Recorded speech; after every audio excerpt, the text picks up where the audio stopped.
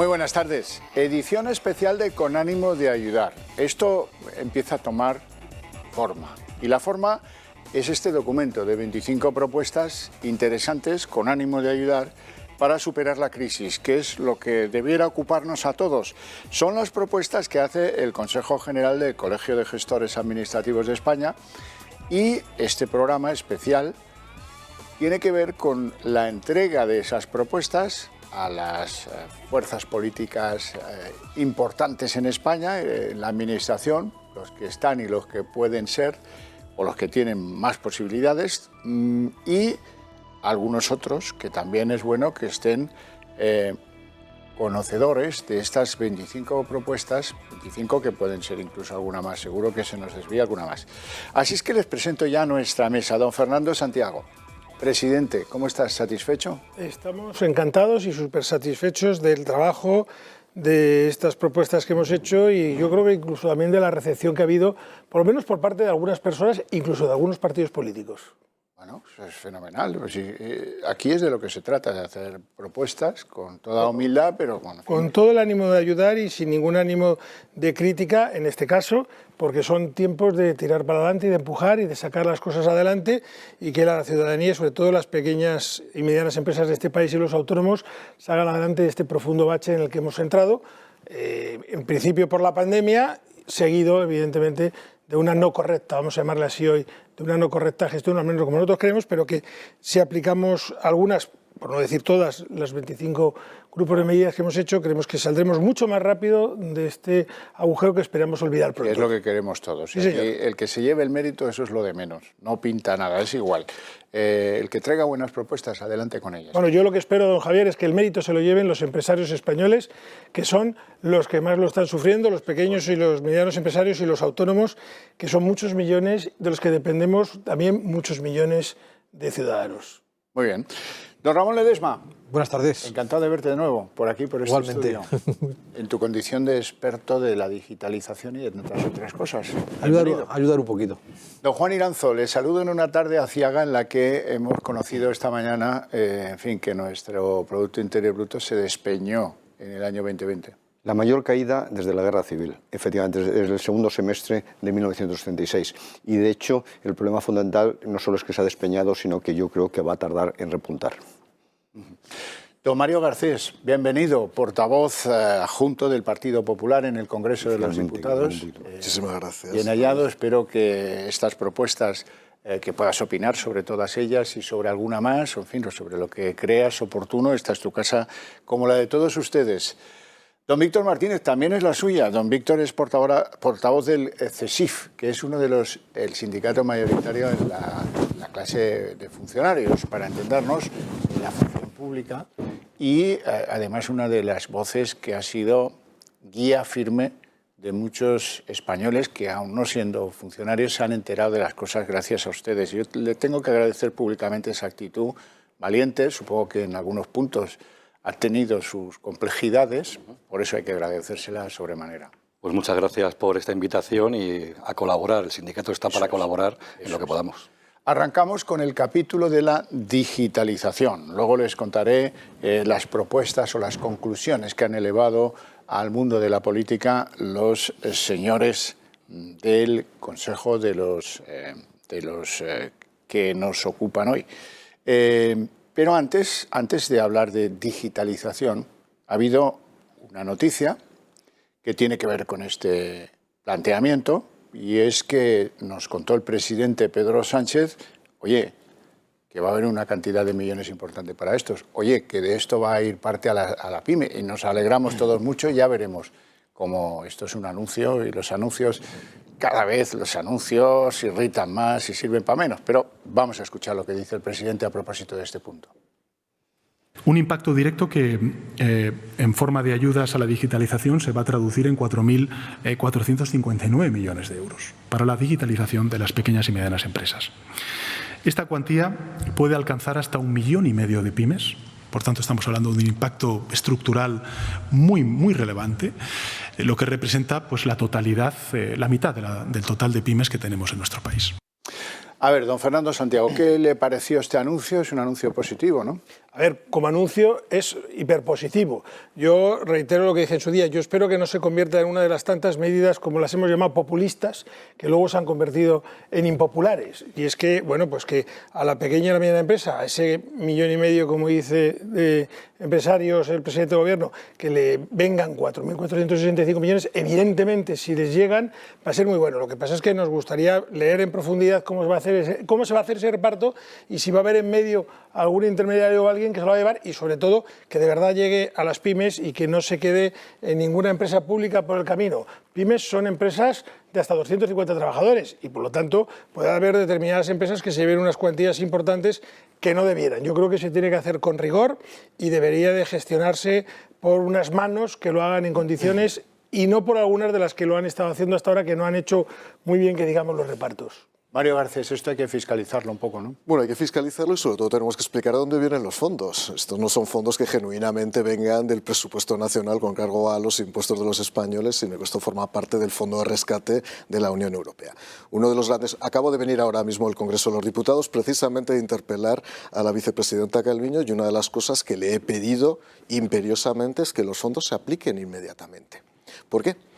Porque para poder llegar a las pymes habrá que establecer un conjunto de normas reguladoras, de bases y de convocatorias, y además habrá que repartirlo a través de las comunidades autónomas que son las competentes en la materia, y os puedo asegurar que este año, entre que se aprueban los proyectos y las políticas por parte de la Comisión Europea y se aprueban las convocatorias, nos colocamos a final de año. Y eso es lo que le he pedido a la vicepresidenta del Gobierno, que no mienta, que intente agilizar los procedimientos, que el decreto ley que ayer se aprobó es una piltrafa y sobre todo, yo estoy de acuerdo con lo que decía Fernando, tenemos que tener cuidado respecto a quién gestiona estos fondos. O puede haber una gestión técnica o puede haber una gestión política. Y desde el momento hoy ahora en que se ha enclavado directamente la gestión y planificación en Moncloa, estamos ante una utilización política de los fondos comunitarios. Ramón Ledesma, ¿dónde nos dejaría la aplicación, vamos a imaginar, de buena fe? La buena fe es obligatoria, sobre todo ex ante, de la aplicación de ese dinero en términos de digitalización nos dejaría en el hoy de muchos, como son los gestores, que ya están digitalizados desde hace tiempo. Yo siempre digo que al final tenemos un problema en este país, que es que sacamos el BOE, pero luego nos olvidamos de que hay que ejecutar el BOE. O sea, digamos, la gestión administrativa, la tramitación empieza cuando está publicado el BOE. Y en esto nadie piensa. Y es donde empezamos a tener los problemas siempre, ¿no? Imponemos una serie de obligaciones a ciudadanos y empresas y luego son hasta imposibles de cumplir, incluso hasta con buena fe. Los propios planes, tenemos varios planes ya donde se ha dotado dinero, pero no se han podido ejecutar por la gestión. Lo primero que tenemos que hacer, antes de empezar a gastar dinero, planificar cómo vamos a ejecutar ese dinero. Pero en esto todavía no tenemos ningún tipo de experiencia, no hay cultura en la aplicación del BOE, ¿no? Víctor Martínez, vamos a ver, si son 11.000 millones, 4.500 van a las pymes, pues eso, 6.500 van a las administraciones, a modernizarlas. Eso supongo que acaba con algunas de las agonías de los trabajadores públicos. Suponemos que sí, las cuentas que ha echado el presidente del Gobierno son esas, de 11.000 millones, 4.000, casi 4.500 van a ir a las pequeñas y medianas empresas, el resto tiene que ir a la Administración. La Administración Pública española estamos muy atrasados en temas de tecnología, estamos en la era digital y las administraciones públicas necesitan un impulso grande. Sí que es cierto que hay algunas administraciones, las menos, que se están poniendo las pilas, por así decirlo, pero la mayor parte de la administración pública está muy atrasada. Entonces, esperamos que este dinero efectivamente revierta en modernizar la administración pública, en digitalizarla y en evitarnos a los empleados públicos los problemas que tenemos frente al administrado. Porque nosotros lo que queremos al final como empleados públicos es ayudar al administrado. Nosotros somos personas también. Nosotros salimos del trabajo y tenemos a nuestros vecinos. Lo que menos queremos es complicar a la gente la vida, queremos facilitársela. Y el empleado público yo creo que está para eso, para facilitar la vida a los administrados. En 2 años se puede digitalizar la administración pública, en lo que toca la seguridad social y su manejo, el SEPE, etcétera, etcétera. ¿Es tiempo suficiente a su criterio? Pues nuestro criterio es que no. Va a hacer falta bastante más tiempo para hacer una digitalización completa de todas las administraciones públicas. Suponemos, según el plan que nos han presentado, se va a empezar por la Administración General del Estado. las comunidades autónomas luego llevarán otro ritmo, luego tenemos que bajar a los ayuntamientos. Hay ayuntamientos, para que se hagan una idea, que ni siquiera les funciona la firma electrónica. El registro electrónico no tienen acceso, con lo cual lo más básico, que es la relación, el acceso electrónico con el administrado, no funciona, con lo cual nosotros creemos que va a hacer falta mucho más tiempo, pero cuanto antes empiece el Gobierno a ponerlo en marcha, antes terminaremos. Ramón Ledesma, tú que conoces experiencias digitalizadoras, ¿en 2 años se puede cubrir? Yo soy de los que piensa que realmente sí, porque no es tanto dinero, sino decisiones estratégicas, ¿no? Y no es tanto informática como, insisto, oye, vamos a hacer una serie de operaciones de transformación en el que el objetivo final es que el tiempo medio en el que el ciudadano, digamos, pide y se le da, pues es automático prácticamente. Y la mayoría de los procesos, un 80%, se pueden automatizar. Pero es que en este punto no nos hemos parado, ¿no? Entonces, con, insisto, 3 o 4 decisiones estratégicas transversales a todos los ministerios, el proceso de notificaciones de este país es una especie de gran lío. El 90% de las notificaciones que reciben los ciudadanos sigue siendo papel. O sea, en un mundo digital, ¿cómo es posible? Además, el ciudadano la quiere recibir y la administración la quiere enviar. Algo no estamos haciendo bien, ¿no? Y probablemente hay que hacer una serie de toques legales que digan, oye, de este modo vamos a hacer las notificaciones. Y la función delegada, que la tenemos media España en los gestores administrativos. Efectivamente, por eso yo me acerco más al criterio de Ramón que al criterio de Víctor, en el sentido que, bueno, entiendo y comprendo la dificultad que puede tener la parte pública, ¿no?, en ponerlo en marcha, sobre todo por esa desgracia, por ese árbol que tiene que hacerse del Estado, las comunidades autónomas y las entidades locales.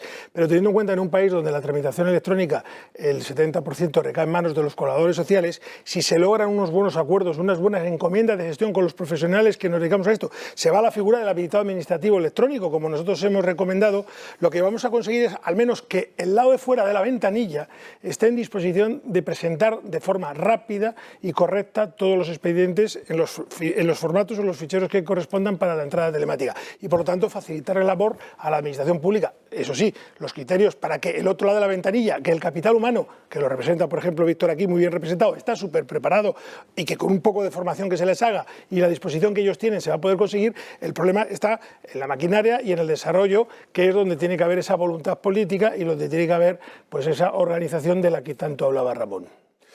Don Juan Iranzo. Yo creo que estamos ante un tema esencial porque significa la modernización de la administración pública. A ver si por fin conseguimos reformar y mejorar la administración pública. ¿Por qué? Porque la burocracia, que es imprescindible, pero la burocracia significa coste de transacción para muchísimas empresas. Es decir, se pierde muchísimo tiempo, se emplean muchos recursos en rellenar, además, cada vez más una burocracia creciente. Por lo tanto, es muy importante reducir esos costes de transacción y acelerar los procesos. Y precisamente los gestores administrativos son un ejemplo de que se puede hacer perfectamente, casi en tiempo real. En segundo lugar, que hay que evitar duplicidad en la solicitud de documentos, etcétera. ¿Cuántas veces hemos pedido lo mismo para presentarlo a aquellos que ya lo tenían? Por tanto, ese es un hecho fundamental. Y luego, en tercer lugar, y yo creo que lo más importante, es que estos fondos, como muy bien decía Mario, procedentes de Europa, lo que deben de servir es para mejorar el potencial de crecimiento de la economía española y la competitividad. Y en ese sentido debe permitir mejorar la eficiencia del 98% del tejido productivo español, que son las pymes. Por tanto, se debe aplicar perfectamente. Yo creo que lo que hay que tener muy claro es que esto no va a ayudas corrientes, etcétera, que esto debe ir a proyectos de inversión concreto, eso sí, a todos los niveles. Bueno, me voy a poner varios gorros, me voy a poner el gorro de funcionario. Yo soy inspector de Hacienda, no soy perfecto y además soy interventor del Estado, por lo tanto. Y desde esa perspectiva es verdad que los niveles de avance tecnológico y de tecnificación de la Administración son muy dispares, ¿no? La agencia tributaria, por ejemplo, tiene un nivel muy elevado y se le han reconocido además a través de determinados premios en el ámbito de la OCDE, también la seguridad social. Sí, pero me gustaría que Escrivá también se pusiera al día a la hora de pagar el ingreso mínimo vital, porque eso es importante. Por ejemplo, ¿dónde adolece la administración? Y ahí es donde jugáis un papel importante. Pues, por ejemplo, con personas que no tienen habilidades tecnológicas. Una persona con grado de dependencia, una persona con vulnerabilidad, una persona mayor necesita una intermediación. Y para eso un buen canal sería, evidentemente, el canal que están proponiendo ahora mismo a través del Consejo General. Los ayuntamientos pequeños no están dotados de medios, fundamentalmente están infradotados, tanto de medios personales como de medios tecnológicos. Y luego, evidentemente, hay una parte que es fundamental, donde hay muchísimas resistencias al cambio, que es en la Administración de Justicia. muchísimas resistencias al cambio. Y en la Administración de Justicia, fundamentalmente, donde se produce una gran parte de la dinamización de la actividad económica. Los concursos, otro tipo de actividades, las reclamaciones, desgraciadamente, la resistencia por parte de algunos operadores jurídicos a utilizar las herramientas tecnológicas, evidentemente ha producido una depauperación del servicio público y por eso me parece muy buena la iniciativa que ha tomado. Sí, pero yo te voy a decir, fíjate una cosa, Mario, yo voy a hablar una palabreja que no existe como tal, que es la subadministración pública. Digo subadministración pública en el sentido de que nos centremos en cualquiera de las administraciones públicas, la pandemia que ha demostrado. En aquellas donde el colaborador social, donde los gestores administrativos estábamos con plataformas de tramitación electrónica, las plataformas, dentro de que ha caído el trabajo, el negocio, ha caído la presentación a los niveles que había caído porque no había oferta y demanda, han seguido funcionando al 100%. Y en aquellas administraciones, o subadministraciones, es decir, partes internas de la administración, en la que era presencia física, ciudadano el que tenía que acudir y se le tenía que gestionar de forma manual, han cerrado por completo y ha sido hecatombe. De ahí ha venido el problema que ha tenido el SEPE, gravísimo. ¿Por qué? Porque no estaba en procesos telemáticos. Y sin embargo, el gran éxito, como digo yo, de la Dirección General de Tráfico, que el 100% de la Dirección General de Tráfico ha estado operativo. Bien fuera multas, bien fuera matriculaciones, bien fuera transferencias, lo que fuera. ¿Por qué? Porque la Dirección General de Tráfico es una administración, y la estoy sacando de las típicas que son Hacienda y Seguridad Social, es una administración donde el 98% de los trámites se hacen de forma digital. Y sin embargo el SEPE es una administración donde, al revés, el 98% de los trámites se hacen de forma manual. Y fíjate que dos administraciones y cómo han caído. Y dentro de la propia administración, Hacienda, en aquellos trámites que funcionaban de forma telemática, ha seguido operando con normalidad, pero aquellos que eran de presencia física se han hundido por completo. Víctor Martínez, a veces da la sensación de que los mundos de la administración no están interconectados. Y a lo mejor esta es la oportunidad, la digitalización, para que entre las diferentes casas se entiendan y se comuniquen y tengan acceso todos a todo, ¿no? Ese es un problema que tenemos ahora mismo en la administración pública. El país que tenemos de las autonomías, al final lo que ha conseguido es que cada administración vaya por su cuenta. La Administración General del Estado hace una cosa, la Comunidad de Madrid en este caso puede hacer otra y los ayuntamientos hace otra. No hay una interrelación real para poder gestionar. Nosotros entendemos que los ciudadanos tienen que presentar varias veces el mismo papel para diferentes asuntos. Eso es una de las cosas que además he leído en el documento que nos ha pasado el Consejo de Gestores, y es que eso es fundamental, que si el administrado presenta un documento una vez, ese documento el resto de administraciones ya tengan acceso.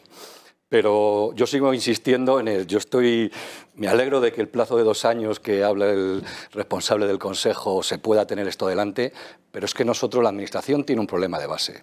Y el problema de base es el capital humano que tenemos. Hemos perdido en estos últimos 10 años muchísimos empleados públicos. El SEPE ha perdido, ahora mismo cuenta con 8.000 empleados, ha perdido más de 3.400 efectivos en los últimos 10 años. El SEPE, durante los meses de la pandemia, ha incrementado los expedientes en un 530%. En España tenemos un empleado público por cada 18 habitantes. Te vas a Suecia y tenemos un empleado público por cada 8 y en Francia, por ejemplo, tenemos un empleado público por cada 12. Nosotros hemos presentado, se lo presentamos a la anterior ministra y se lo vamos a presentar a IZETA, un plan, un contingente de contratación del empleado público. Hacen falta más de 40.000 empleados públicos solo en la Administración General del Estado, más de 20.000 en Justicia. No tenemos sanitarios. En un plazo de 10 años hay que contratar sanitarios, médicos, enfermeros y el resto de categorías. Por eso les digo que podría ser, siempre y cuando tuviéramos los medios personales y, haciendo una lanza a mis compañeros, las personas que estamos ahora, entiendo que estamos suficientemente cualificadas, pero no vamos a dar abasto para todo lo que se nos... Yo creo que no es problema de cantidad, y ahora me pongo mi gorro de funcionario como catedrático, y efectivamente aquí hay un asunto fundamental, que es la coordinación, que es utilizar óptimamente los recursos. Y decías precisamente que había muchas duplicidades en muchos actos. Pero yo voy a poner un ejemplo clarísimo que estudiamos en la Comisión Nacional de Sanidad, que era la falta de coordinación entre las comunidades autónomas para transmitir el historial médico. Una persona que tenía un accidente en una comunidad autónoma que no era la suya, le hacían todas las pruebas inmediatamente porque no tenían acceso a su historial clínico. Por tanto, estamos hablando incluso de situaciones de emergencia, hasta de muerte. Tragicómicas. Vamos con el debate de conclusiones, las que han presentado los gestores administrativos a las fuerzas políticas y algunas sindicales y de otro orden. Conclusiones para adelantar o para activar esto de la digitalización: crear un comisionado para la transformación digital de la gestión administrativa, dotar un Consejo Superior de Tramitación Administrativa Pública, hacer auditorías externas a la Administración que evalúen la tramitación electrónica, habilitado administrativo electrónico, condición para crear esa figura que se me antoja trascendente si queremos que esto avance, y también ustedes someten a criterio la creación de una agencia estatal de tramitación administrativa que procese de modo masivo, en tiempo y forma, los expedientes. Bueno, yo creo que las conclusiones son clarísimas y espero que sean útiles. Hacemos una paradita publicitaria, volvemos enseguida.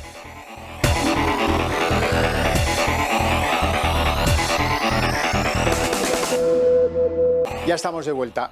Para documentar esa situación de extrema dificultad por la que pasa el SEPE, por ejemplo, vean a continuación algunos ejemplos aparecidos en prensa que así lo revelan, para que no vean que aquí hay un mal ánimo. No, al contrario, lo que quisiéramos todos, también los trabajadores del SEPE, es que eso funcionara como un reloj, claro. Y es una necesidad social, créanme. Entramos ahora en el capítulo de las medidas de carácter laboral. ¿Cómo estamos y dónde estamos? Estamos en una... Ahora lo van a ver en cuadros porque las cifras aturden un poco, pero en el ERTE están 746.900 trabajadores. Esto es, la fecha es noviembre del 20, ahora podríamos hablar de 750.000. 5.400 al final con de año. expectativas más bien a crecer. En segundo lugar, esa consideración, se les considera afiliados a la Seguridad Social con empleo y no cuentan a la hora de hacer los datos del paro, cosa que algunos recriminamos desde antaño, o podemos decir desde Ogaño, don Juan Iranzo, desde Ogaño. Es que los datos deben de reflejar la realidad. Bueno, hay un desplome en la contratación, ahí lo ven, aquí ponía del 17,8, ahora es más. Estos son datos de noviembre, ahora podríamos estar hablando tranquilamente del 19%. Y, hombre, la cosa es morrocotuda, porque además hay 200.000 pymes que tienen que renovar los ERTEs, ahora están prorrogados hasta el 31 de mayo, pero, bueno, ¿qué va a pasar después? Presidente, ¿qué va a pasar después cuando pasen esos 6 meses de obligatoriedad de devolverlo todo y de no poder despedir? Pues mira, empezarán las cuentas de la vieja. Yo ya he empezado últimamente a dar mi opinión de lo que va a ocurrir. Y es que cuando llegue el 31 de mayo, si nos levantan el estado de alarma, porque lo primero que hay que ver es que nos levanten el estado de alarma y hagan desaparecer los ERTEs como tales, lo que van a seguir es los ERTEs. O sea, detrás de los ERTEs del COVID van a venir los ERTEs de toda la vida. ¿Por qué? Porque cuando un pequeño empresario diga, yo no puedo continuar con estos trabajadores, los tengo que echar, y le digan, tienes que devolver tanto, y diga, haz números, haz un nuevo ERTE, pero de los normales, cotiza durante los 6 meses siguientes la Seguridad Social, porque el sueldo no lo vas a tener que pagar, que lo van a seguir cobrando del desempleo, y cuando pasen los 6 meses despides. Porque eso es lo que va a ocurrir. Porque evidentemente eso, o va a haber concursos de acreedores a patadas y la gente... Porque lo que no podemos es a un negocio que no da, obligarle a que mantenga. Por eso hemos defendido desde el primer momento que la cláusula que recoge, en la que virtud de la cual no se puede despedir porque pierdes la totalidad de las exenciones que has cedido, es una barbaridad. Nos parece bien y cualquiera puede entender que el que no sostenga el trabajo de determinados trabajadores devuelva las cantidades que haya recibido sobre estos. Pero sobre el resto, yo siempre pongo ejemplos porque es lo mejor. Un bar que tenga 20 empleados, que hay muchos que tienen 20 empleados por los turnos, etcétera, que ahora con la situación pandémica, o cuando acabe la pandemia, el negocio solo le da para 15, pero que ha tenido de esos 20, 14 en el ERTE, no le vas a poder poner que tenga los 20 porque no los puede mantener. Admítele que remita a todos los que puedas, ya eso les admites que conserve sus exenciones y que devuelva las cantidades de los que no. Se trata de salvar la mayor cantidad de puestos de trabajo, la mayor, pero no por eso podemos salvar absolutamente todos. Somos conscientes de que no vamos a volver de la noche a la mañana a la situación que estábamos en febrero del 2020. Pero tenemos que intentar llegar a lo máximo posible de ella. Y como no vamos a llegar, es criminalizando, y lo digo así, criminalizando al empresario, al pequeño empresario, que es el que ha levantado este país, el que está matándose y perdiendo su patrimonio por salvaguardar los puestos de trabajo de ese personal que es su familia, porque mientras que para la multinacional los trabajadores son un número, para el pequeño empresario, para el autónomo, los trabajadores son su familia la mayoría y le cuesta un trabajo enorme echarlo. Lo que no podemos hacer es criminalizarlo con una norma en la que parece que es que lo que pretenden los empresarios es alargar los ERTEs para que cuando estos acaben echar a todo el mundo a la calle y haberse forrado y haberse atiborrado. Pero mientras tanto todos están perdiendo su casa, su dinero, todo porque hay gente que está vendiendo la vida. La gente está vendiendo, hay negocios que están cerrados desde el mes de marzo. Es que no nos damos cuenta que hay gente que desde el día 13 de marzo no ha abierto la puerta de su negocio. Otra cosa es que esté mejor visto o peor visto el negocio, pero el ocio nocturno, que es negocio, que da trabajo a mucha gente y que tiene su parte buena, por no decir muy buena, porque la tiene, está cerrado literalmente y hay miles de personas que no tienen dinero para comer y como ella la hostelería que cierra en los sitios un paseo por los bares en cualquier capital y las española. Tiendas y las tiendas de barrio y la pequeña tienda de ropa y la señora que tenía una tienda donde aprovechaba, vendía un par de vestidos y con eso tenía su sueldo milieurista y que además servía un poco para contribuir a la riqueza del conjunto general del Estado español. Todo eso se va al garete y si todo eso se va al garete, esto es una espiral donde nos vamos uno detrás de otro al garete. Mario Garcés. Bueno, sin ir más lejos, el ocio moviliza 400.000 puestos de trabajo en este país, que además se ha satanizado por parte de la izquierda. La izquierda tiene una serie permanente, además, de estigmas, estigmas socioculturales rarísimos, ¿no? De lo macro a lo micro para poner la posición. Y ya algo había dicho antes Juan. En el año 2020 se ha destruido 125.000 millones de euros de riqueza nacional. En el año 2020 va a haber un desequilibrio presupuestario de 120.000 millones de euros. Lo digo porque todos nos vayamos quedando con la cifra 120.000 millones. Se ha incrementado el saldo vivo de deuda pública de este país en 22 puntos. O lo que es lo mismo, en el último año cada español ha tenido que pagar 3.000 euros más, debería pagar 3.000 euros para liquidar la deuda que ha contraído este año el gobierno español. Que para muchos le gustaría que le dieran el cheque. Usted, oye, deme 3.000 euros y no se endeude usted por su cuenta. Pero es más, y lo decías muy bien, mira, en España ahora mismo hay 5 millones de personas de población activa que querrían trabajar y no pueden trabajar, sumando desempleados, ERTEs y autónomos en cese de actividad. En total 5 millones. ¿Qué es lo que proponíamos nosotros, que está en línea con lo que proponéis vosotros? Primero, a cero ingresos, cero gastos, pero sobre todo cero gastos públicos. Eso es la hibernación de la economía. ¿Qué ha hecho el gobierno? A propósito, lo ha hecho él solo, no lo han hecho el resto de países desarrollados de la zona euro. Lo que han hecho es conectar la economía artificialmente a dos mangueras, la manguera de los ICOs y la manguera de los ERTEs. ¿Qué pasa con los ICOs? Que si no se incrementaba el plazo de carencia, en una dominó empezaban a caer todas las empresas. Y en el momento que se desconecte el ERTE, tampoco hay financiación para retener el empleo artificialmente. ¿Qué ocurrirá? Que cuando se quiten las mangueras nos vamos a quedar de pronto desnudos en plena carretera. ¿Y qué es lo que proponíamos? Ayudas directas, ayudas directas. Yo soy un liberal, pero es que el Estado está para este momento, no para después. El Estado está para subsidiar en el momento en que el empresario, ya era buen momento, con capacidad, mérito y esfuerzo, desarrolla una empresa. Y un pequeño matiz. Necesitamos que las empresas que financiemos no sean zombies. Eso es muy importante. Por eso estoy en tu línea, presidente, que sean capaces de mantener el tejido productivo una vez que salgamos de la crisis. Es que yo creo que esa es la clave, que estamos pidiendo apoyo para las empresas viables en una situación absolutamente excepcional, porque estamos ante una crisis inédita. Súbitamente, que es la primera vez que ocurre en una crisis, se produce la conjunción de un shock de oferta negativo, que quiere decir que no dejan trabajar a muchas actividades, con un shock de demanda negativo, que quiere decir que confina a la gente y no puede salir a consumir. Por tanto, esa situación no se había producido nunca en la historia.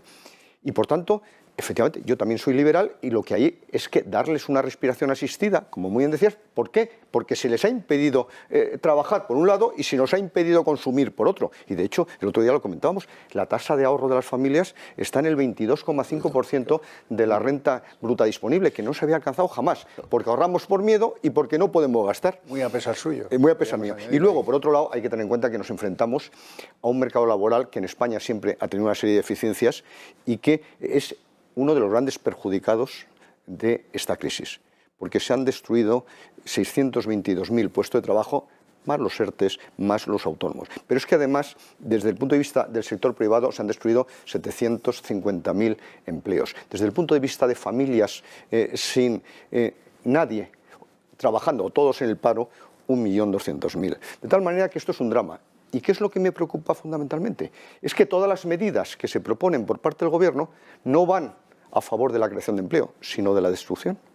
De hecho, el poner esa rigidez a despedir, lo que significa al final es que esa empresa cierra. Y no solo en ese bar se pierden 8 puestos de trabajo, sino se pierden los 20. Hablar de subir el impuesto sobre el factor trabajo, que son las cotizaciones sociales, justo en este momento. ¿Cómo se puede hablar también de subir el salario mínimo interprofesional, que perjudica enormemente a los empleados domésticos, a la hostelería, a la agricultura? ¿Cómo se puede hablar, por otro lado, de poner más trabas al mercado laboral, cuando la gran reforma del año 2012 lo que permitió es reducir el umbral de crecimiento generador de empleo? Pero pueden decir, ahora se destruye. No. Ese proceso también evita la destrucción de empleo en momentos de crisis. Por tanto, hay que hacer una política económica del empleo y no todo lo contrario. Bueno, yo añado que esa rigidez de la que tú estás hablando lo que está haciendo es que haya cada vez más trabajador zombie, aparte de las empresas zombie, porque ha llegado un momento que no tenemos muy claro de esos 755.000 trabajadores que están en ERTE, cuáles van a salvarse y cuáles no, porque está mantenido tan artificialmente el sistema, sin poner normas que permitan, evidentemente, favorecer el emprendimiento y la inversión, que vamos a ver, cuando esto acabe, cuántos de esos 750.000 están salvados o cuántos no, y cuántos hay de esos que están en su casa pensando que van a volver a su puesto de trabajo y no lo van a llegar. Y como tú bien dices, con una normativa que no es clara, porque lo que no se puede estar es continuamente con modificaciones del salario mínimo, etcétera. Cuando es necesario el capital, hay que hacer normas, hay que hacer legislación que atraiga al capital y que no lo espante. Y lo que en estos momentos ocurre es que no se están haciendo normas que permitan que haya emprendimiento, que permitan que los señores que le quede lo que les quede ahorrado lo metan para intentar sacar más nuevos negocios adelante, porque en todas las épocas, hasta en las épocas de crisis, hay épocas de oportunidades. Lo que pasa es que hay miedo, pero hay miedo en todos los sentidos, porque como la normativa no es clara y además la normativa es cambiante y en cualquier momento te cambian las reglas del juego, en un juego donde el dueño te cambia las reglas, nadie quiere jugar. Evidentemente. Vamos con las conclusiones que ustedes han presentado a las diferentes fuerzas políticas que en el territorio de lo laboral podrían mejorar la situación. Lo van a ver a continuación en pantalla. Plantean, lo primero, potenciar cualquier tipo de contratación. Cualquier tipo de contratación quiere decir lisa y llanamente lo que quiere decir. Cualquier tipo de contratación que sea contratación. A ver si nos entendemos. Que al final uno acaba como Cantinflas. Segundo, flexibilización de los ERTE, que no haya coletillas que impidan que tal, y entonces si acaso estas dobles cautelas que ahora nos tienen atenazados y más que va a venir a partir del 31 de mayo, ya se imaginan. Mejorar las ayudas a la contratación. Hombre, este es un clásico hay países en Europa Occidental donde esto es normal. Aquí no, pero los hay. Contratos especiales de trabajo. Hombre, hay una frase de aquí de don Fernando que es omnicomprensiva. Si estamos en una época excepcional, hay que tomar medidas que también lo sean. Bien, y por último, impulso a las políticas activas de empleo que hasta ahora son como la bruja. A todos los niños nos han contado lo que es la bruja cuando éramos pequeños, pero no la hemos visto ninguno. Pues esto de las políticas activas de empleo es algo de lo que yo llevo oyendo desde que soy niño y no les sabría decir quién se ha beneficiado de esto, que se ha llevado un porrón de dinero en épocas en las que daba un poco igual. Ahora estamos en otro mundo. Garcés. Fíjate que hablando de las políticas activas de empleo, yo viví el momento de la sesión de investidura cuando Podemos reclamaba que las políticas activas de empleo las llevara directamente el vicepresidente. Y me acuerdo que hubo varias llamadas telefónicas, que yo soy muy observador, yo antropológicamente me gusta ver al rebaño moverse para ver cómo se comporta. Nadie sabía lo que era una política activa de empleo, porque todo el mundo empezó a preguntar, ¿pero tú sabes lo que estás pidiendo? Y no, pero me han dicho que lo pida. O sea, que es que la situación es esta, ¿no? A ver, desde el punto de vista del Partido Popular hemos apostado siempre por la flexiseguridad. Por supuesto que hay que flexibilizar todo el mercado laboral, garantizando al menos las reglas del juego de la relación laboral, que todo el mundo, tanto el empleador como el empleado, tenga claro exactamente cuáles son las reglas, los derechos y obligaciones del contrato. Y desde el punto de vista de los costes laborales, en una época extraordinaria hay que reducir o eliminar los costes laborales. Vuelvo a insistir, los ingresos de derecho público deberían desaparecer o reducirse al máximo en etapas donde no hay ingresos y no hay actividad. Eso es la hibernación de la economía y no otra cosa, y en ese sentido la línea que plantea el presidente me parece muy razonable. Víctor, ¿qué te parecen a ti estas propuestas en lo laboral? Bueno, yo como CESIF no solamente somos sindicato de la administración pública, estamos teniendo una presencia importante también en la empresa privada. Le estamos dando la guerra a los dos sindicatos tradicionales de clase también en la empresa privada. Pero como sindicato, pues bueno, las propuestas están encima de la mesa. A nosotros el tema de recortar derechos laborales, cualquier tipo de contratación que se pueda hacer, nos suena un poco extraña. Habría que ver y concretar un poquito ese punto del memorándum que se ha presentado. Pero bueno, a ver, por nuestra parte, los sindicatos, nuestra opinión como sindicato negociador es que los sindicatos tenemos que estar para ayudar. Los sindicatos nunca podemos ser, y menos en una situación de crisis, un obstáculo para recuperar lo que se ha perdido en estos meses. Esto de cualquier tipo de contratación podría tener una temporalidad en los próximos 2 años, atendiendo a esta situación excepcional que vivimos, ¿no?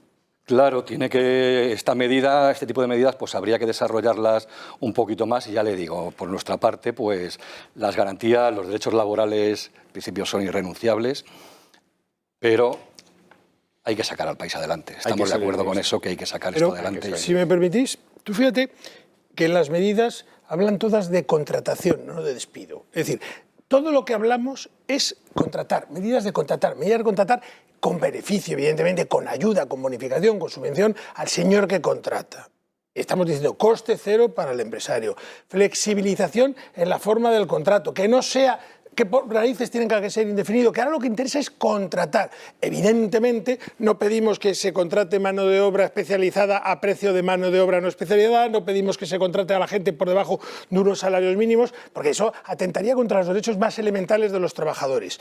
Pero las medidas todas giran en torno, o gravitan todas en torno a una sola cosa: hay que conseguir contratar, hay que conseguir acabar con el desempleo, y eso es lo que va a hacer reactivar la economía. Entonces ese es el elemento de tensión y ese es el que tenemos que solucionar. Si nos ponemos a discutir dentro del elemento de tensión, que no, que es que la cotización en lugar del 11 tiene que ser el 10,50, que es que el contrato, no, pues tiene que ser indefinido porque mira, el temporal de 6 meses o el de 4 o el de 2 o el de 1, generamos un segundo elemento de tensión que no nos lleva a ningún sitio. En lo que yo creo que estamos todos de acuerdo en que hay que seguir protegiendo al trabajador a la medida posible para que no haya ningún abuso por parte de ningún empresario deshonesto, lo tenemos todo claro, que las cotizaciones que haya sean las que son y que los salarios sean los que son o los que deben de ser, pero con una norma estable. Si yo digo que si un ingeniero se le dice 1.500, lo que no podemos llegar es a los 2 meses a cambiar, o lo que no podemos estar es con unas reglas del juego en las que el salario mínimo interprofesional estamos todos los días, todos así pendientes, ¿qué van a hacer con él? ¿Lo van a subir? ¿Lo van a mover? ¿No lo van a mover? No, es que es un 0,9, un 1,2, un 8,1. No, mire usted, ponga usted lo que sea, deje usted las reglas del juego claras y fomente, sobre todo fomente, que tenemos 1,5 millones de señores trabajadores en el paro, más que en el año 2019, que tenemos 5 millones y que nos vamos a los 6, que hay que ser conscientes que por mucho que las señores ministras o los señores del gobierno nos digan que los 755.000 señores que están en el ERTE no son parados, al final son unos señores que están en su casa, que no cobran su salario de trabajo, que están cobrando del erario público en virtud de los derechos que tenían, evidentemente, y que aunque quieran, no pueden ejercer su derecho al trabajo. Eso en mi pueblo son parados. En el pueblo de la ministra de Trabajo, y lo digo porque es que lo tengo que decir el primer día porque me subí por las paredes, en el pueblo de ella no, en el pueblo de ella son trabajadores. Don Ramón Ledesma, ¿acabaré yo por entender o por conocer a alguien que se benefició alguna vez de eso de las políticas activas de empleo? Bueno, al final, lo que antes hablábamos, decía Mario, hay 2 mangueras que se han colocado fuertes, que son los SICO y los ERTE, muy bien. Pero ¿qué vamos a hacer? ¿Dónde se va a dirigir el 31 de mayo la gente que ya no tiene? ¿Dónde vamos? ¿Dónde estamos creando? ¿No?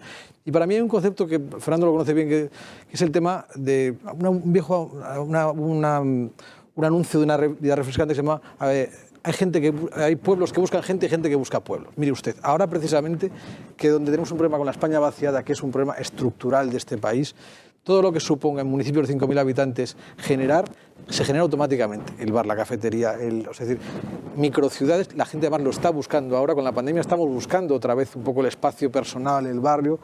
todo esto es una oportunidad histórica, pero claro, tienes que dirigir la política activa de empleo. ¿Y qué supone la política activa? Pues al final, oye, no va a haber cotizaciones, el IRPF, en municipios de menos de 5.000 habitantes, por ejemplo. Entonces, vas a estar digitalizado. Vas a estar digitalizado, vas a tener, o sea, una serie de...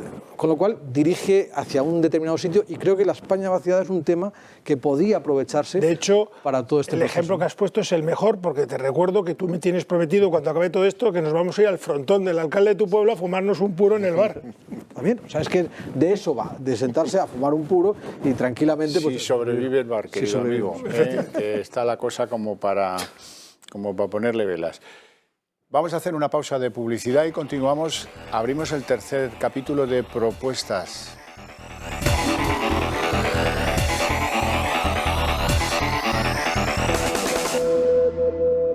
Si queremos salir de este lío económico en el que estamos y vamos a estar durante bastante tiempo, hay que tratar de mejorar las medidas que aumenten la liquidez de las pequeñas y medianas empresas, tanto las financieras como las fiscales. Y en eso, pues, en fin, las propuestas son muchísimas que tienen que ver con los avales ICO, que tienen que ver con las facilidades de los bancos, que por cierto están un poco acartonadas, tienen que ver con algunos aumentos en impuestos que son completamente inapropiados, por ejemplo el impuesto de matriculaciones. Así es que, si os parece, como aquí hay un montón de conclusiones, voy a ir a las conclusiones y luego las comentáis haciendo algún parón para que las podamos agrupar. En primer lugar, hay que dar una flexibilidad, un colchón, y estos señores han dado llamar a eso diferir el pago de impuestos y cotizaciones de las pymes hasta el final de año y sin intereses. Esto del sin intereses es muy importante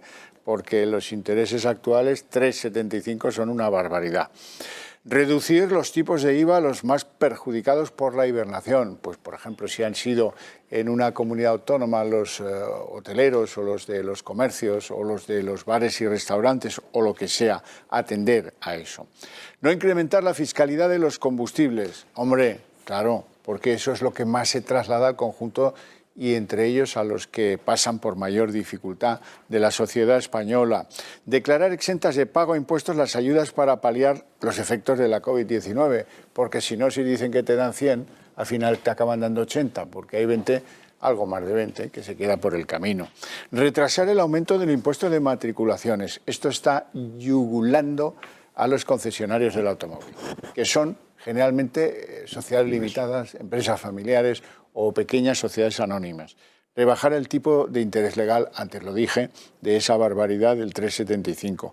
Crear cuentas corrientes tributarias para compensar deudas y subvenciones. Mario Garcés, ¿qué te parece? Pues lo estaba leyendo y que todo lo hemos propuesto nosotros, o sea que en ese sentido contáis con nuestro apoyo absoluto, pero voy a decir alguna cosa más, porque seguramente quien nos está oyendo nos podría acusar de irresponsables. ¿Por qué? Porque dicen, estos señores piden todo tipo, bajada de impuestos, ¿y esto cómo se financia? Porque esto supondría un desequilibrio presupuestario.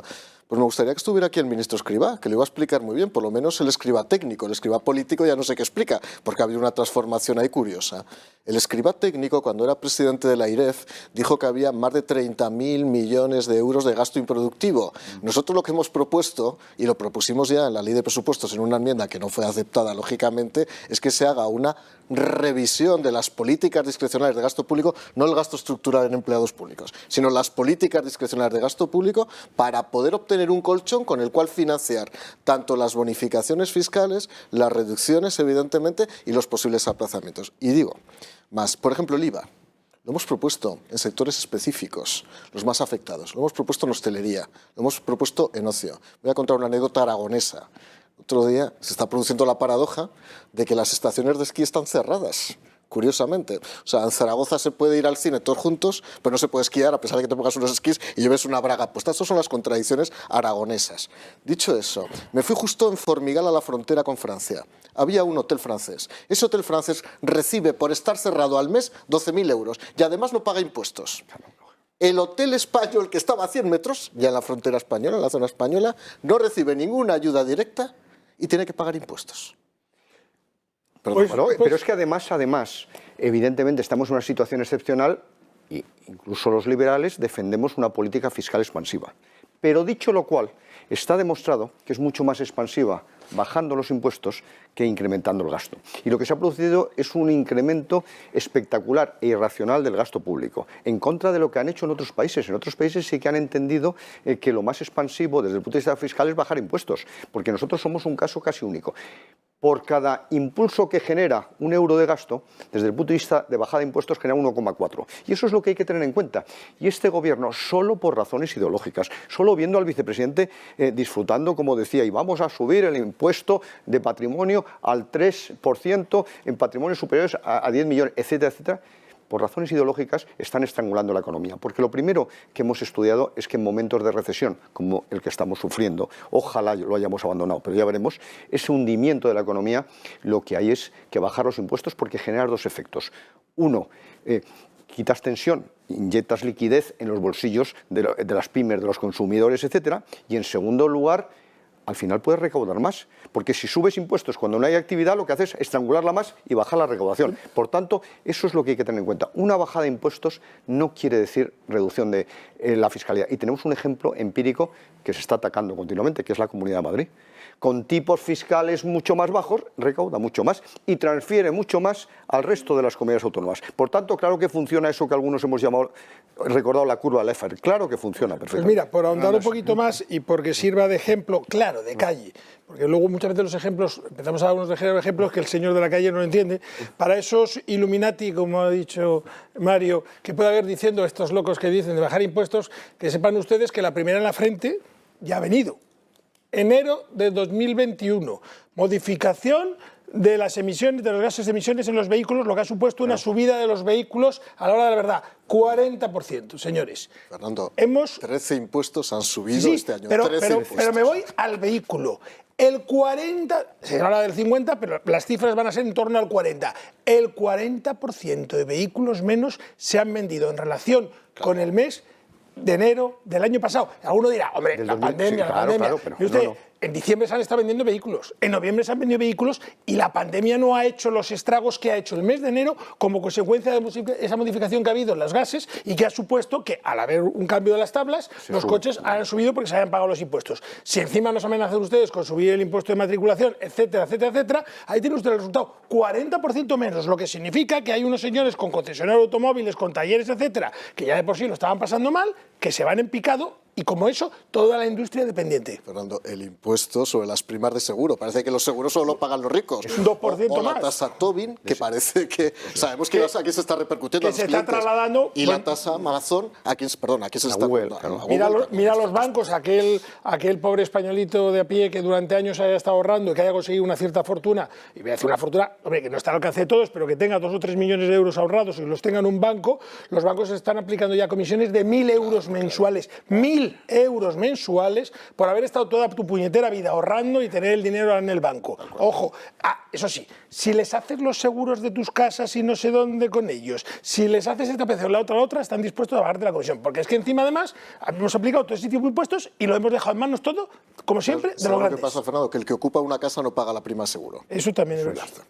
Claro. No, y luego hay impuestos ya confiscatorios clarísimamente, porque con los tipos de interés actuales, salvo los legales, ese 3,75 que hemos pedido que se baje, como es lógico, salvo esa situación excepcional, a ver qué patrimonio de 10 millones de euros consigue sacar una rentabilidad, cuando menos del 3% para pagar el impuesto. Por tanto, lo que significa clarísimamente es la necesidad de ir vendiendo patrimonio y ganando el patrimonio para pagar solo el impuesto. Y luego es confiscatorio, por tanto, inconstitucional. Y algunos incitadores del fraude. Claro, obviamente. Impuestos a la incitadores excepcionalidad. Es de pura lógica que se declaren exentas del pago de impuestos las ayudas que uno recibe por efectos del COVID, ¿no? Si no estamos haciéndonos aquí trampas al solitario, o mejor dicho, no las ayudas y todo lo relacionado con el COVID. Los trabajadores que están cobrando en estos momentos del SEPE por los ERTES, que se consideran segundo, que al SEPE se le considera segundo pagador y van a tener que cotizar y van a salir. Claro, vamos a batir el récord de la campaña de rentas de declaraciones positivas.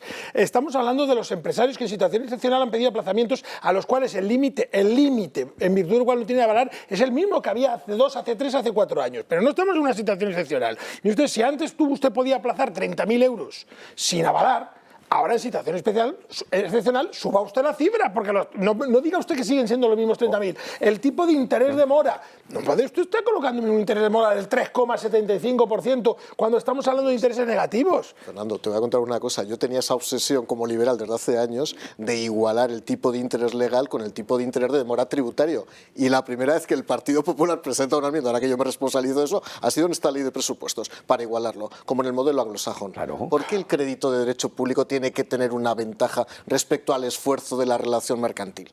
Y entonces lo que he hecho es equipararlo hacia abajo, pero evidentemente me la han votado en contra. Claro. ¿Y por qué tú tienes la obligación de pagar con unos plazos y en cambio no sabes muy bien cuándo te va a pagar la administración? Por tanto, tiene todo el sentido del mundo esa cuenta tributaria para los impuestos y para las cotizaciones sociales, porque lógicamente lo que tienes es que tributar por el saldo neto, no por el bruto. Y claro, a saber cuándo recibes además, precisamente... Es bien cierto que habría que ponernos más serios que nunca en el compromiso de pago de las administraciones. Sin duda alguna. Ahora más que nunca. Hay una ley que no se cumple y a todos nos ha dado igual, sinceramente. Y así vienen pasando los años y van, sí, pero eso está legislado. O sea, aquí solamente toca que alguien haga que se cumpla la ley. Don Javier, la ley dice para las administraciones públicas 30 días. Yo lo digo taxativamente y de frente a la Cámara. No existe ninguna administración pública en este país que esté cumpliendo con el plazo de los 30 días.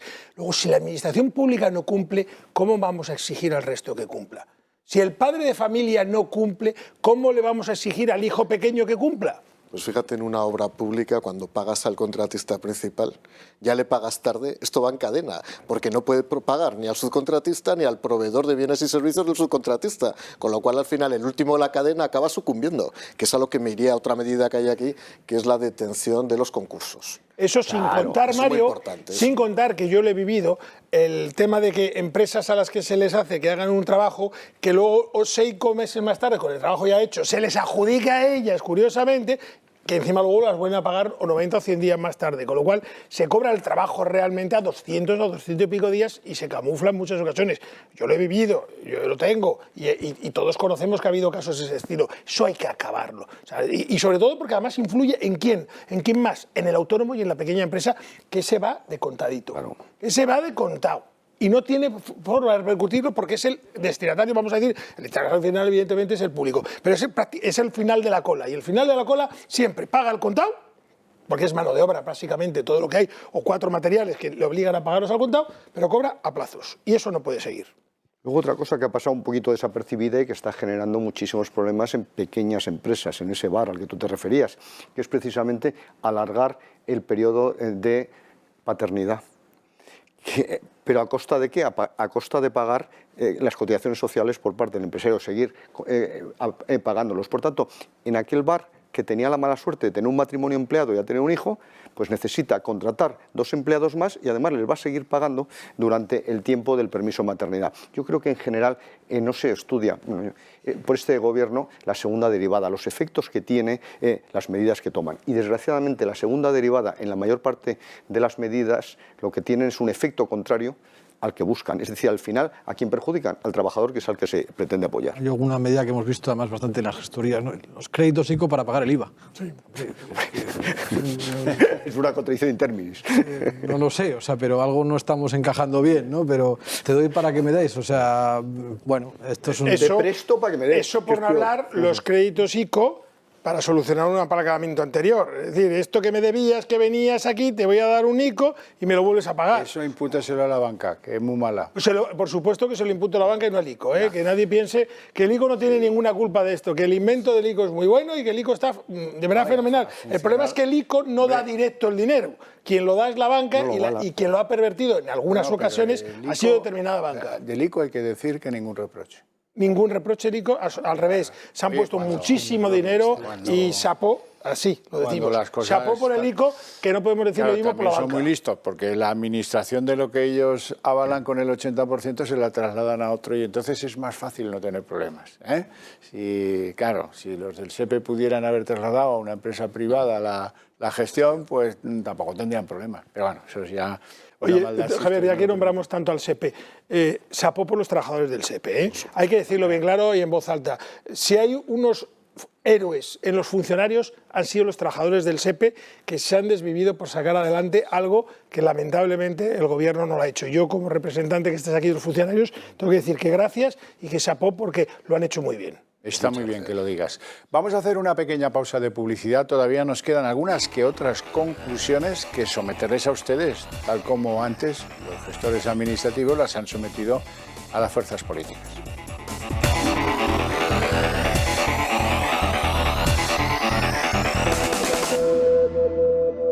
Algún día llegarán los fondos europeos. 140.000 millones, bueno, llegarán 23.000, que son los que llegan en este año 21. Hoy hablaba de todo eso Manuel de la Rocha, que según el presidente Sánchez es el hombre que se va a encargar de su distribución. Una oportunidad que no podemos desaprovechar de modernización, de transformación. Supone hacer de la necesidad virtud, en medio de esta pandemia trágica que vamos a superar, lograr ese salto modernizador, ese salto transformador con dos grandes vectores, un vector verde y un vector digital. Supone una oportunidad que el país no va a desaprovechar para dentro de 6 años, dentro de 10 años mirar atrás y dejar un país mucho más verde, mucho más digital, mucho más cohesionado. Bueno, eso no sé si llegará a alguna pequeña y mediana empresa de España, pero en cualquier caso, ahí está, eso es lo que dicen. Y último panel de conclusiones, las que tienen que ver con otro tipo de compromisos de financiación o de ayuda a las pequeñas y medianas empresas. Por ejemplo, proponen los gestores administrativos elevar el número de avales ICO que se conceden a las PYME, porque deben considerar, me imagino, luego nos lo cuenta su presidente, que va demasiado a las grandes empresas y poco a las pequeñas y medianas. Evitar que la banca bloquee créditos a pymes y autónomos. Ya saben, bueno, pero tendrías que darme más garantías, tal vez ese patrimonio que tienes en otra empresa, tal. Flexibilizar los criterios de los bancos, eso es, que sean... Bueno, en el fondo la banca tampoco al 0% de interés también tendría que ver su oportunidad de brindarle un servicio a este país que, por cierto, y no soy un podemita, ya me conocen ustedes, hizo bastante por la banca. Bueno, justo será devolvérselo. Mejorar la reestructuración de la deuda de las empresas. Este es un tema que a mí se me antoja muy importante. Y ya termino. Reforzar los mecanismos de insolvencia, hay que dar más garantías al que, por ejemplo, paga al contado y es autónomo y no sabe si está haciendo un trabajo para alguien que está ya al borde del concurso. Facilitar que las pymes puedan contratar servicios profesionales externos, como por ejemplo la asesoría financiera. Adelantar los pagos de las administraciones, prestaciones, subsidios y devoluciones fiscales. Y por último, mejorar el marco de seguridad jurídica de las pymes. Don Fernando. Bueno, es largo, pero empecemos por la parte de la banca. En un país donde, con la excusa de la lucha contra la prevención de blanqueo de capitales, que está bien esa lucha, se le ha dado todo a la banca, porque ya no hay dinero en efectivo, ya no deja manejar el efectivo, etcétera.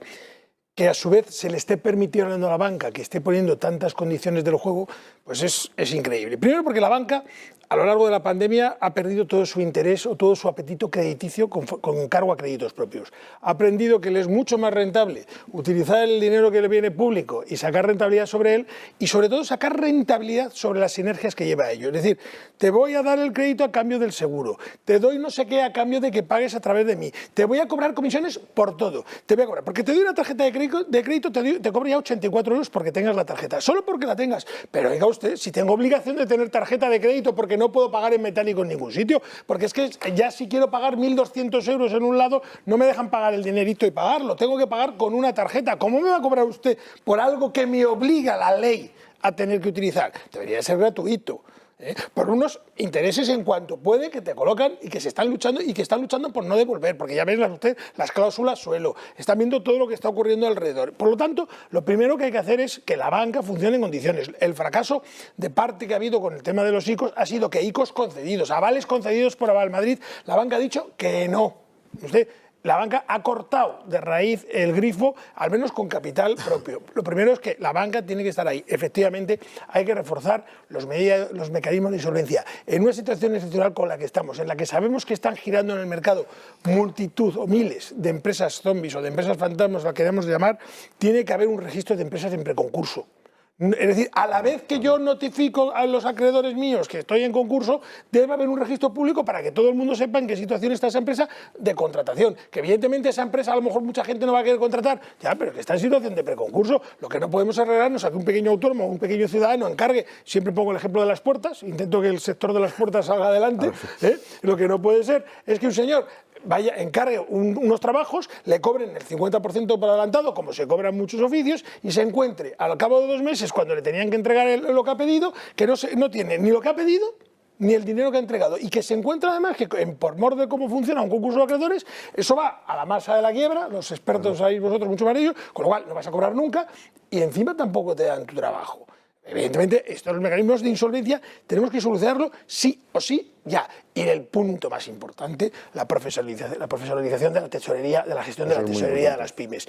El pequeño empresario, el autónomo, el costurero, el señor frutero, el carnicero, el pescadero, sabe lo que tiene que saber. Y es el mago de la pescadería, el mago de la carnicería, el mago de la sastrería y el mago de su oficio. Pero no sabe manejar, no sabe cómo funciona el cobro, el pago, el crédito, etc.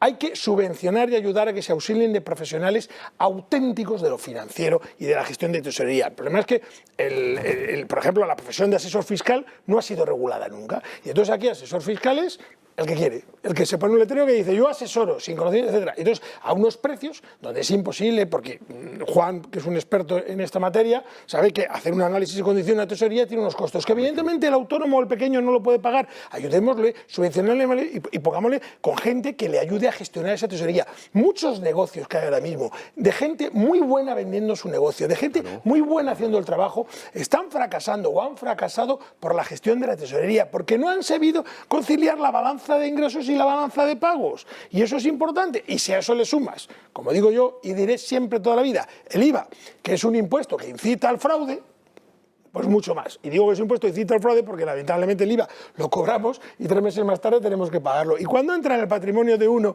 y uno no tiene dinero como es ahora para pagar la nómina y para comer, ¿alguien piensa que el IVA se va a pagar? Yo antes pago, perdóname, las nóminas de mis empleados o la comida de mis hijos. Que sí, que sí. Estamos en un periodo absolutamente excepcional, donde hay que tomar medidas excepcionales. Mario Garcés, adelantar los pagos de las administraciones, tanto sean subsidios o prestaciones o devoluciones fiscales, parece que es algo... Sí. Por ejemplo, en las ayudas públicas, y fui autor yo de la ley de subvenciones en su momento, lo que habría que hacer ahora es garantizar el pago anticipado de la ayuda. Si luego ya se incumple, ya habrá mecanismos... Sin impuestos, que muchas veces ayudas luego te hacen cotizar. Y sin intereses después si hay reintegro. Si tenemos que agilizar los procedimientos de libramiento de fondos. Y 2 temas que se han planteado, si me parece, Javier. Uno, el tema del sistema financiero. Afortunadamente esta no es una crisis financiera de momento. De momento. Podría llegarlo a ser en 1 año o en 1 año y medio. De momento no es una crisis financiera. Al punto que no es una crisis financiera que gracias a que el sector financiero se musculó en la anterior crisis, estamos saliendo, o mejor dicho, estamos estabilizando esta crisis. Porque quiero decir una cosa también, frente al famoso mantra de que se salvó a todo el sistema financiero español, eso es falso. Eso es falso. Se salvó Bankia. Que a propósito quiero recordar a los señores de Podemos, yo desde luego igual que Juan, igual que tú Fernando, y creo que los que estamos aquí ninguno somos podemita, y si alguien es podemita no pasa nada, oye, cada uno tiene su lastre ideológico. Pero en cualquier caso, ahora resulta que se pueden fusionar 2 grandes entidades financieras, incluida Bankia, y Podemos lo respalda. Entonces, ¿qué pasa? Una entidad financiera dopada con fondos públicos. Yo estoy de acuerdo con la fusión por otras razones. Pero ya la coherencia ideológica ya les falla. Bueno, eso ya si resolvemos la coherencia ideológica, presidente, entonces ya, el con ánimo de ayudar a este programa sería en mayúsculas. Son absolutamente coherentes con Carlos Marx, porque Carlos Marx decía que tienes que habituarte pero tienes que habituarte a vivir con tus propias contradicciones. Efectivamente. Y en ese sentido, pues lo están haciendo perfectamente. Pero dicho lo cual, aquí estamos hablando de un problema muy serio. Primero, recordar, por enésima vez, que muchas empresas, en este caso pymes, han visto reducida casi a cero sus ingresos porque no pueden trabajar. Y por tanto, eso que genera un problema de liquidez enorme porque, sin embargo, sí que han tenido que hacer frente a otra serie de pagos.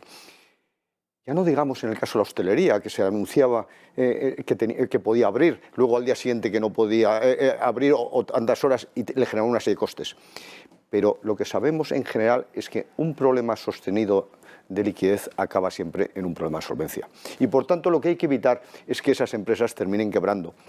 Porque si destruimos esas empresas, estamos destruyendo valor en cuanto a innovación, estamos destruyendo capital humano, estamos destruyendo ilusión y eso cuesta mucho reestructurarlo. Por tanto, hay que evitar como sea esa situación y por tanto tenemos que dar todas las facilidades para inyectar liquidez.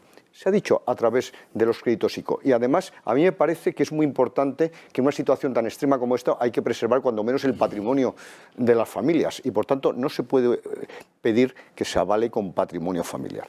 En segundo lugar, yo creo que hay que agilizar una serie de mecanismos para que todos se beneficien a través de la banca. Por ejemplo, que no lo hemos comentado, el confirming. ¿Para qué? Para retrasar el pago al proveedor, claro, pero que el proveedor tenga garantías. El factoring, para adelantar el cobro del cliente. Eso es muy importante para las empresas en estos momentos y eso lo tiene que agilizar clarísimamente la banca. Luego hay que establecer lo que tú has dicho, una tabla de gestión de la liquidez o del circulante con diferentes opciones, porque en este momento la incertidumbre es el factor fundamental, si mañana puedo abrir o no, si la semana que viene. Y por tanto, lo que hay que evitar en todos los casos es que ese problema de liquidez termine con la empresa, es decir, con un problema de solvencia. Bueno, hay que decir aquí que también ahí está en manos de quien gobierna este país hacer que para la banca lo que al principio fue muy interesante, esto de los ICOs, vuelva a ser interesante. Que han perdido interés, hay que explicar por qué han perdido interés, es obvio, ¿no? Eso se puede incentivar de una manera, pues, obvia, de una manera directa, ¿no? Claro, cuando se pide un crédito público al ICO, lo tienes que apalancar con crédito privado, efectivamente, y ese es el problema. Una entidad, una corporación grande tiene más capacidad financiera y más músculo para poder apalancar el crédito público con el crédito privado. Una pyme no. Una pyme no tiene esa capacidad, por lo tanto había que simplificar y flexibilizar las condiciones para la concesión del crédito privado en ese caso y que el apalancamiento fuera más sencillo que en el caso de las grandes. Y eso sí, y vuelvo a insistir, siempre que garanticen la viabilidad, porque eso es fundamental. No podemos sostener artificialmente entidades muertas, porque entonces estamos desaprovechando los fondos. Eso es subsidio puro y duro, ¿eh? Eso sí que sería marxismo puro en estado de decadencia. Pero es que la gran mayoría de estas empresas no están en esta situación por un problema de gestión, sino por un problema excepcional, como hemos repetido en infinidad de ocasiones. Por tanto, sí que tiene que ser viable, primero, por su historia. Dice, si lo ha sido hasta la pandemia, pues se les supone el valor. Y en segundo lugar, por el plan que se presente, que tiene que ser apoyado además y ordenado, por eso el asesoramiento técnico, también por especialistas, porque el futuro de los próximos 2 años es muy incierto. Entonces, claro, el negocio, por ejemplo, ¿cuándo va a abrir un hotel? Pues va a depender fundamentalmente del proceso de vacunación, claro, que podríamos decir que tiene que las variables muy alejadas del propio pequeño empresario, de tal manera que la mejor política económica en este momento para mí es precisamente agilizar la vacunación e inyectar unos 400.000 dosis. ¿Por qué? Porque tenemos que intentar salvar la campaña de verano, porque a esas pymes vinculadas a la hotelería, que no solo son grandes cadenas de hoteles, sino que en España hay hoteles familiares, etc., tenemos que tratar de salvarlas. Por eso el ejemplo... Se me han venido arriba. Quieren corregir la ideología podemita y a continuación arreglar el problema de las vacunas. Pero Javier, es que es usted que lo que dicen es lo más claro del mundo. Es que fíjese el turismo en España, el dinero que ha dado, la rentabilidad que daba y el negocio que era para el conjunto general del Estado español, cómo estaba funcionando, y está parado. No vamos a financiar, refinanciar y refinanciarlo. Que dicen que el ministro que lo vituperaba día sí día también. De ese turismo del que hablamos, vituperado, como dice usted, ¿cuántos trabajadores tiene todavía en ERTE? Más de la mitad, por no decir el 60 o el 70% pertenecen a ello. Empresas súper rentables, que funcionaban, que iban bien, que daban economía, que además daban economía a terceros, autónomos, el taxista, el otro, la tienda de chinos en la avenida, etcétera. Todo eso se ha hundido. A esos hay que financiarlos, no, financiarlos, refinanciarlos y lo que haga falta, porque son negocios que en cuanto empiecen a funcionar van a volver a ser rentables. Bueno, pues no sé si hay alguna idea, don Víctor, don Ramón, que quieran añadir a este debate de conclusiones finales. El tema de solvencia en la parte privada y en la parte pública, porque hemos encontrado en la anterior crisis cuando... Lo judicial y lo extrajudicial, digamos. Y la parte de la administración. Resulta que al final hubo empresarios que al final podían arreglar la deuda privada, pero la deuda pública, digamos, con la Hacienda, esa era innegociable, ¿no? Pues a lo mejor tenemos que empezar a hablar de esa segunda oportunidad también en el ámbito de la deuda pública, porque lo estamos viendo, ¿no? A veces el tema tributario resulta que es la clave para que puedas no salir del Vamos a entrar en eso del tema tributario, siquiera muy por encima. Proteger la deducción de la maternidad, no computar como segundo pagador, esto es fundamental al Estado cuando se trate de pagos por ERTE, porque eso a muchos les va a poner la renta el año que viene donde nunca imaginaron que pudiera estar. Van a tener que pagar... Bueno, la van a tener que hacer. Para empezar. Exención fiscal mayor que la actual del 60% a la hora de declarar los rendimientos de los arrendadores de vivienda. Bonificar la ganancia patrimonial en caso de haberla obtenido para algunos pocos privilegiados, que todos pensamos, ustedes piensan en todo el mundo, qué buena gente. Ampliar para las personas físicas a 8 años el plazo para compensar pérdidas. Parece que eso tampoco es tan costoso ni tan difícil. Ampliar el tope del 30% del gasto deducible por suministros. Claro, los suministros han ido también a las estrellas. La electricidad ahora te obligan a pagar por la luz esa que dicen que se ve al final del túnel cuando uno se muere. En fin, pues hombre, algo que sea coherente con eso. Y aplicar una liberalización para que la amortización de activos sea cuando quiera el que tiene que amortizarlos, ¿no?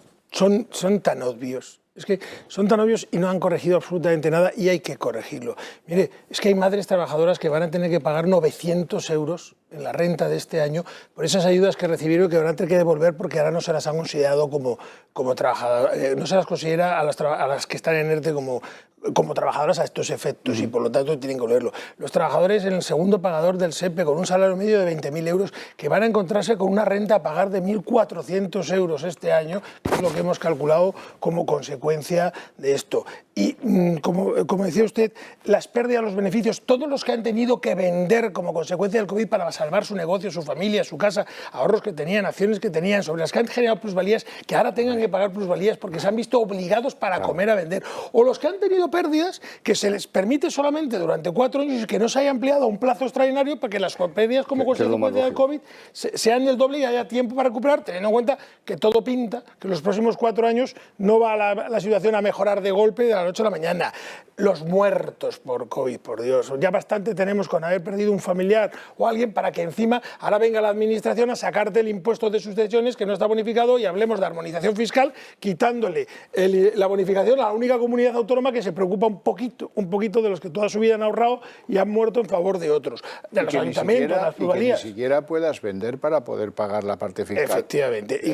Mire, el otro día salía noticia de Dimas Jimeno que tiene un gravísimo problema como consecuencia de la herencia y este precisamente no es pobre o no iba a ser pobre y sale noticias en todas las prensa de los problemas que tiene como consecuencia que tiene que pagar una herencia y un dinero que no tiene para pagarla porque tiene muchas naciones que le han dado que no puede vender.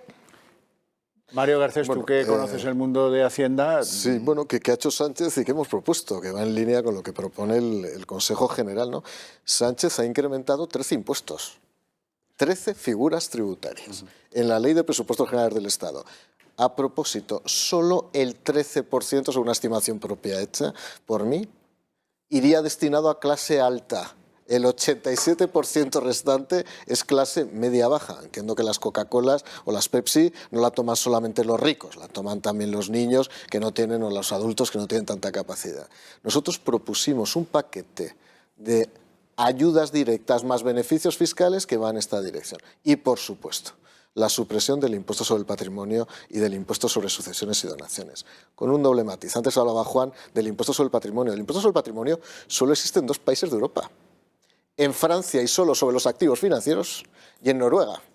En Alemania fue declarado inconstitucional hace 20 años. Porque es inconstitucional, porque hay una doble imposición. Y el impuesto sucesiones, cuidado, que ahora en la ley de lucha contra el fraude que se va a tramitar, quieren que haya una presunción total de que todo pacto sucesorio en vida tenga que tributar como una donación, que es una aberración tanto en Galicia como en Baleares, donde hay una gran tradición. Y luego, salvo en situaciones excepcionales como la actual, que ha aumentado el ahorro de las familias, pero se han apalancado mal las empresas y desde luego el sector público, lo que es que potenciar el ahorro y no penalizarlo fiscalmente. Yo creo que se han cometido 2 errores espectaculares, que es incrementar la fiscalidad precisamente para rendimientos superiores a 200.000 euros y luego, por otro lado, el que nos perjudica a todos, establecer solo una exención de 2.000 euros para las aportaciones a los fondos individuales de pensiones, que el objetivo fundamental es acabar con ellos y favorecer el colectivo, sobre todo el público.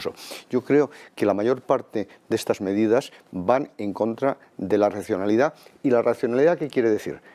Que vamos a tardar más en recuperarnos, que vamos a crear menos empleo porque vamos a destruir más y que vamos a crecer menos que la mayoría de los países que han hecho justo lo contrario. Está equivocado todo el entorno.